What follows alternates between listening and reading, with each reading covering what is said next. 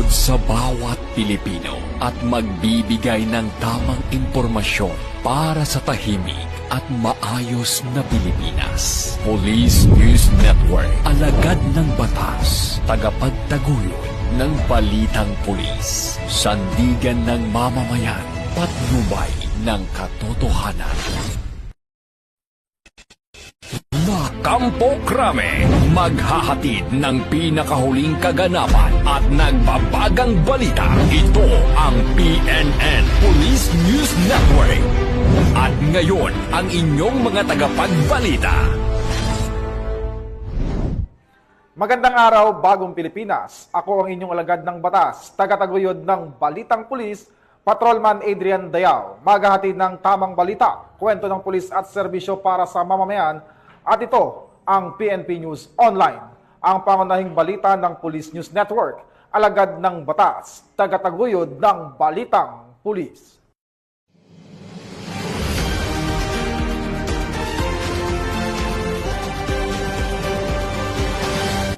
Ngayon ay araw ng Sabado at narito ang mga balitang nakalap ng ating mga PNN correspondents sa loob ng linggong ito. Sa ating unang balita, dalawang high-value individual ang naaresto ng mga otoridad sa ikinasang anti-illegal drug operation sa Zamboanga City at nagresulta sa pagkakasabat ng halos 800,000 pisong halaga ng marijuana. Ang report mula kay Patrolwoman Joyce Abio. Arestado ang dalawang individual sa sinagawang buy-bust operation ng mga tauhan ng Regional Drug Enforcement Unit 9, katuwang CIDG Zamboanga City Field Unit 904th MCRMFB 9, PDEA 9 Zamboanga City Office, 50th Special Action Company ng 50th Special Battalion at Zamboanga City Police Station 7 sa Kilometer 6, Barangay Pasanangka, Zamboanga City. Ang matagumpay na operasyon ay nagresulta sa pagkakaresto ng dalawang suspect na kinilalang sina alias Lim, 19 na taong gulang, isang estudyante at residente ng San Jose, Zamboanga City, at alias Arthur, 23 taong gulang, isang mekaniko at residente ng Luyahan, Zamboanga City. Nakumpiska mula sa mga suspect ang tinatayang 7 kilo ng hinihinalang marijuana na may kabuuang halaga ng humigit kumulang 840,000 pesos. Sa kasalukuyan, ang mga nakumpiskang ebidensya ay dinala na sa Regional Forensic Unit 9 para sa masusing pagsusuri, habang ang dalawang suspect ay nasa kustudiya na ng Zamboanga City Police Office para sa tamang dokumentasyon at disposisyon. Mula rito sa Zamboanga Peninsula, ako ang inyong PNN correspondent, Patrolwoman Joyce Abiog, alagad ng batas, tagataguyod ng Balitang Pulis. Maraming salamat sa iyo, Patrolwoman Abio. Dahil sa mabilis na pagresponde ng mga otoridad sa isang riding in tandem shooting incident, naaresto ang isang suspect habang nasawi naman ang kanyang kasamahan matapos manlaban sa mga responding pulis at militar sa Cotabato City. Tunghayan ang balita mula sa report ni Patrolwoman Leonora Gawang. Isa ang nasawi habang isa pa ang naaresto sa mga suspect na sangkot sa riding and tandem shooting incident matapos ang naganap na enkwentro sa pagitan ng mga operatiba ng Cotabato City Police at Militar nito lamang ika-20 ng Hunyo taong kasalukuyan sa Doña Pilar Street, Poblacion 4, Cotabato City. Kinilala ang dalawang biktima ng pamamaril na sina alias Abdul, 41 na taong gulang at si alias Nino, 46 na taong gulang na kapwa residente ng Poblacion 4, Cotabato City at ang dalawa ay kasulukuyang nagpapagaling sa paggamutan. Samantala, kinilala naman ang naarestong suspek na si alias Homie, 24 na taong gulang, residente ng Purok 2, Ampatuan, Maguindanao del Sur. Ayon sa ulat, agad na rumesponde ang mga tauhan ng Marine Battalion Landing Team 5 at Cotabato City Police Office matapos makatanggap ng ulat ukol sa pamamaril sa nasabing lugar na nagresulta sa pagkakasugat ng dalawang biktima. Habang nagsasagawa ng follow-up operation, namataan ng mga otoridad ang dalawang lalaki na sakay ng motorsiklo na tumutugma sa deskripsyon ng mga salarin. Nang tangkain silang pahintuin, agad umanong bumunot ng baril ang isa sa mga suspek na nauwi sa palitan ng putok. Napatay on the spot ang nasabing suspek habang ang kanyang kasamahan ay nagtangkang tumakas ngunit agad ding naaresto. Samantala, Patuloy ang isinasagawang investigasyon ng Cotabato City Police Office at mga kasandaluhan upang alamin ang motibo sa likod ng krimen at matukoy ang iba pang mga posibleng kasabwat ng mga suspek. Mula rito sa rehiyon ng Bangsamoro, ako si Patrolwoman Leonora Gawang, nagbabalita para sa Police News Network, alagad ng batas, tagataguyod ng balitang pulis. Maraming salamat sa iyo, Patrolwoman Gawang. Mahigit 200,000 pisong halaga ng shabu ang nasamsam ng mga operatiba ng pulisya mula sa isang drug suspect sa Butuan City. Narito ang detalye ng report mula kay Patrolwoman K. Francisco. Sa patuloy na kampanya kontra ilegal na droga, matagumpay na nagsagawa ng bypass operation ang Police Regional Office 13 na nagresulta sa pagkakaaresto ng isang hinihinalang tulak na droga at pagkakasamsam ng mahigit 271,000 pesos ang halaga na hinihinalang shabu sa Barangay Limaha, Butuan City nito lamang Huwebes, Hunyo 19. Kinilala ni Police Regional Office 13 Director Police Brigadier General Christopher N. Abrahano ang naaras ng suspect na si alias Bray, 32 anyos at residente ng nasabing lugar at nakalista bilang street-level individual sa drug watch list. Naaresto ang suspect matapos magkipagtransaksyon sa isang operatibang nagpanggap na buyer. Nasamsam mula sa operasyon ang 40 gramo na hinihinalang shabu, marked money at iba't ibang drug paraphernalia na isusumiti bilang ebidensya sa korte. Sinampahan na ng kasong paglabag sa Republic Act 9165 o Comprehensive Dangerous Drugs Act of 2002.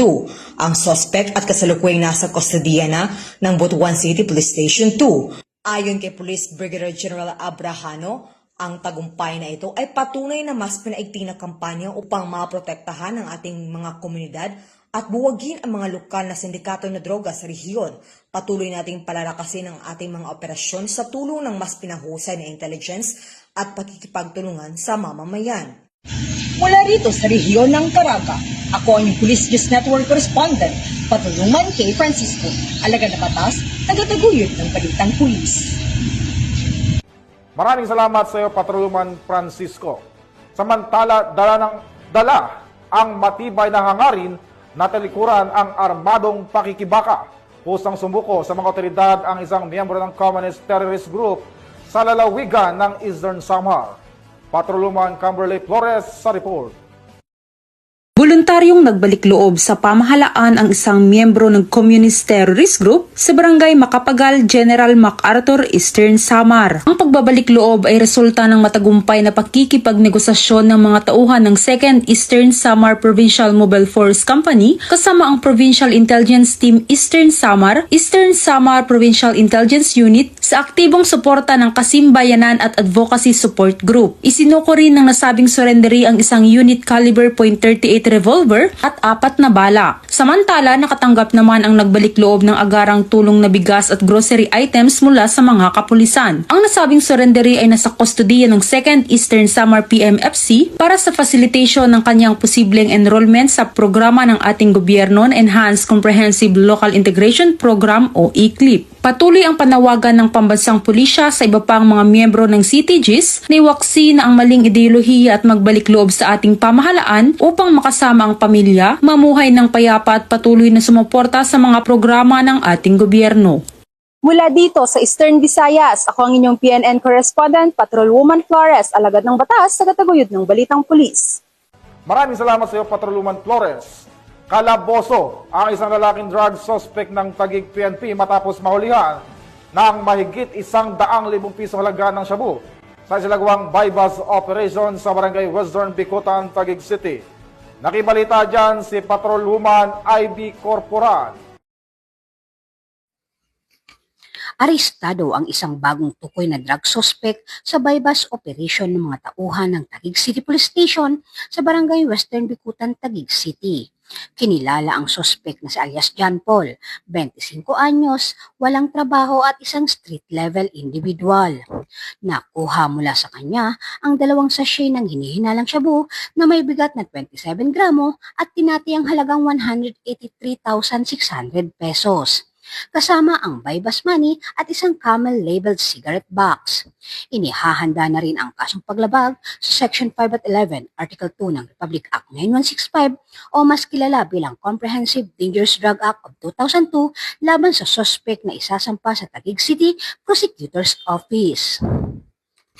Mula dito sa Metro Manila, ako po ang inyong PNN correspondent, Patrolwoman Ivy Corporal, alagad ng batas, tagataguyod ng balitang pulis. Maraming salamat sa iyo, Patrolman Corporal.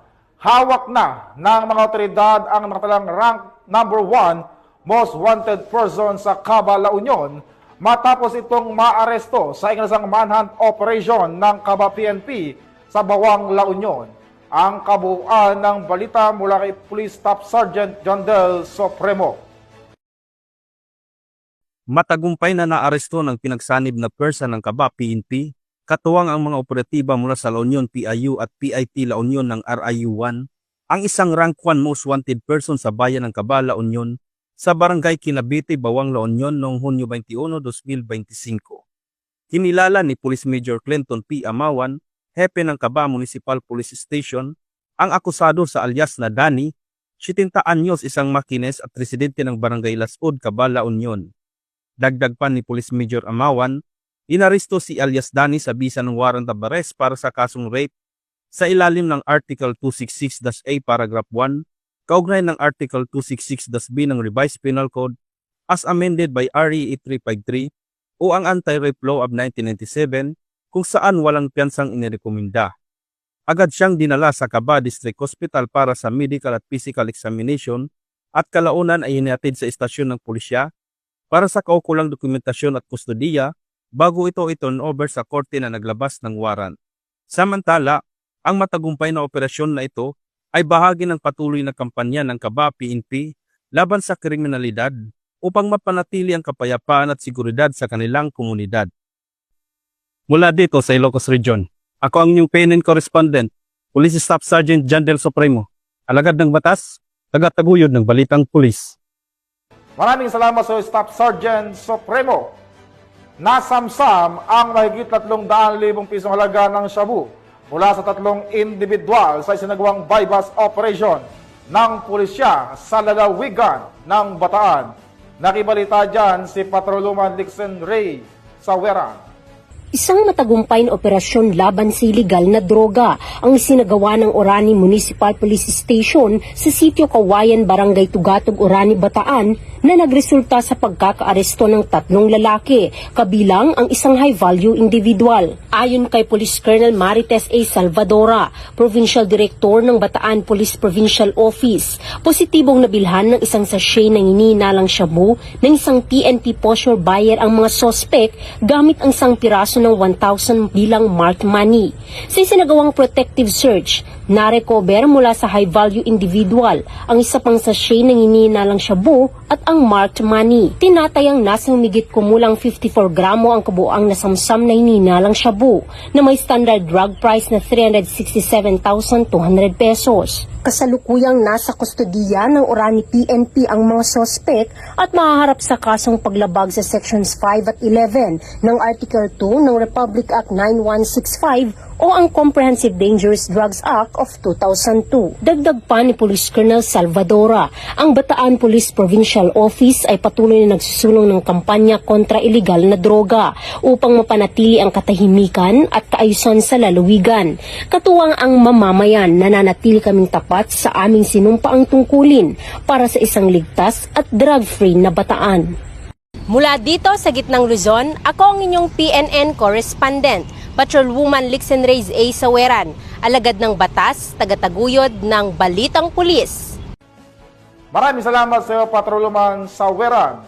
Nasa kote ng Pasay PNP ang 5 suspect sa sinagawang bypass operation sa Pasay City matapos magpositibo sa illegal na droga. Nakatutok dyan si Patrolwoman Mika May Bahiwag. Arestado ng mga operatiba ng Station Drug Enforcement Unit ng Pasay City Police Station ang 5 individual dakong 5:30 ng hapon sa Barangay 29 Zone 5 sa Pasay City. Kinilala ang mga naarestong suspect na sina alias Pre, alias Jackie, alias Tisoy, alias Rap at alias Rom. Nakumpiska sa mga suspect ang 6 na pakete ng hinihinalang shabu, mga drug paraphernalia at ang buy-bus money. Dinala sa Station Drug Enforcement Unit ng Pasay ang mga suspect para sa dokumentasyon habang ang mga nakumpiskang ebidensya ay isa sa ilalim sa pagsusuri ng SPD Forensic Unit. Sila ay naharap sa mga kasong paglabag sa iba't ibang seksyon ng Article 2 ng Republic Act 9165 o ang Comprehensive Dangerous Drugs Act of 2002. Mula dito sa Metro Manila, ako ang iyong PNN correspondent, Patroluman Mika May Bahiwag, alagad ng batas, tagataguyod ng balitang pulis. Maraming salamat sa iyo, Patroluman Bahiwag.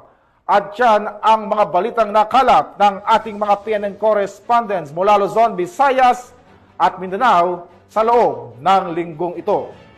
Sa ngalan ng pamunuan ng Philippine National Police sa pangunguna ni Chief PNP Police General Nicolas Torre III at sa pangunguna ni President Ferdinand Bongbong Marcos Jr., kami maglilingkod sa bawat Pilipino at magbibigay ng tama at balanseng balita dahil dito sa bagong Pilipinas.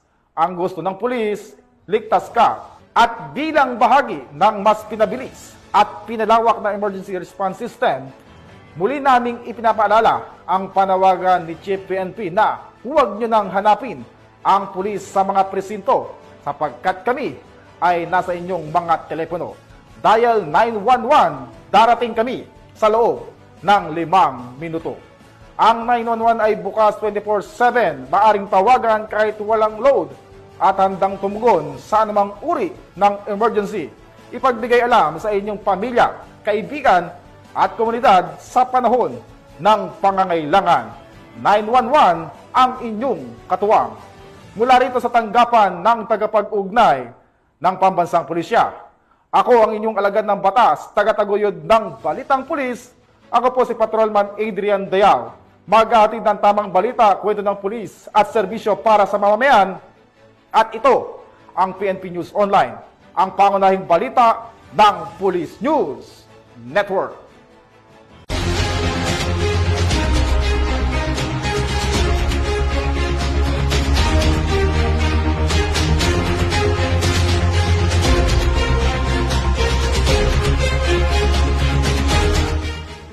Police News Network, alagad ng batas, tagapagtaguyod ng balitang pulis.